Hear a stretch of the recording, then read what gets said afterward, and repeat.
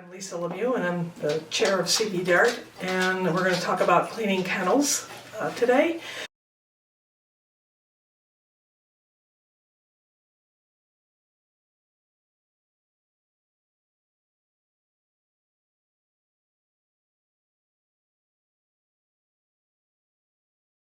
I think we've talked about using Rescue. It's the exact same product, so it's accelerated hydrogen peroxide. You might hear some of us refer to it as a cell. It will already be pre-mixed in a 32-ounce container, and I'm going to ask that only people that have had training in mixing the Kennesaw, the chemical, with water, do that. So to clean a cat crate, one of the most important things, if we can, is to actually not have the cat in the kennel.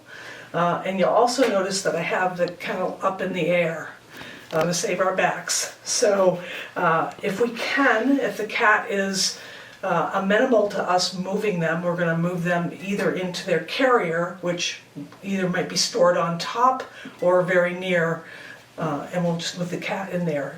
If the cat is not amenable to us moving them, we might choose to do a very light cleaning or minimal cleaning.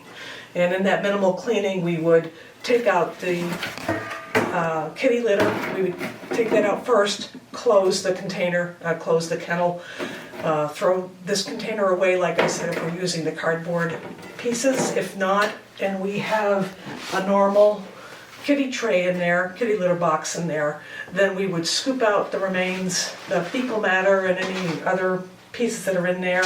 And if we have fecal matter around the top or any organic material, it might be vomit, we would spray down the top and then wipe the top. So we're trying to get out as much as we can. It's a judgment call if you feel like the whole container just needs to be changed out to a brand new one. The next thing we would do after cleaning is we would take out whatever bowls are in there.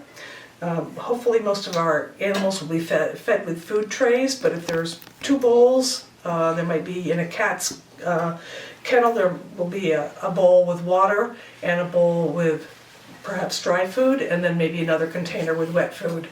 So we would just clean that up a bit, take out the water, dump it out, wipe it down, and put in that same container. Again, unless there's organic material that we need to change it out, a judgment call on the volunteer's part. And again, if there's two bowls, then you would clean both of those if needed. If the cat is not in a kennel and the blanket, or you can see in the back we have a little Heidi box and a towel on it, if it's soiled, we change it. Otherwise, let's not touch it. And the reason is because that affects the cat. We don't want to, it's like taking your blanket off your bed and sticking something brand new on there that you don't like. So we want to try to leave the things in there that they like. And when you're all finished, put everything back in. You put the litter box back in, food bowl back in, and as you can see, they're kind of close, but we might move the food bowls back a little bit, whatever we can to try to keep the litter as far away from the food as possible. And put everything back in, put the cat in, shut it down, and you're done and ready to move on to the next cat. So we're going to clean a dog's kennel now, and again, the chemical that we're going to use to disinfect it is Kennesaw.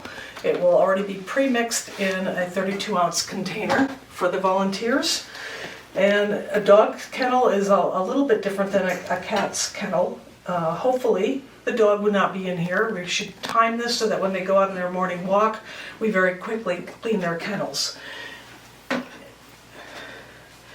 And I also want you to notice that this kennel is up, elevated.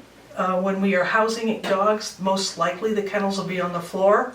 I don't want volunteers bending over, getting on their hands and knees. Let's pick a kennel up and put it on top of a table so that it's easier to clean.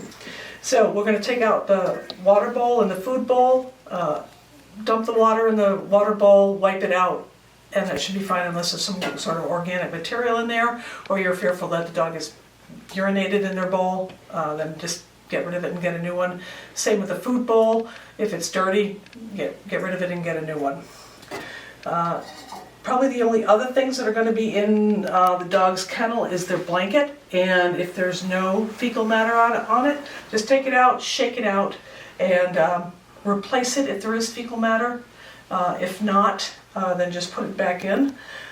This particular kennel doesn't have a bottom tray, but if the bottom tray had fecal matter on it or any kind of urine, you would spray that down, or vomit, you would spray that down and wipe it down, and then be able to reuse it. There's also what's called a deep clean, and we'll only do deep cleans when the animal has left.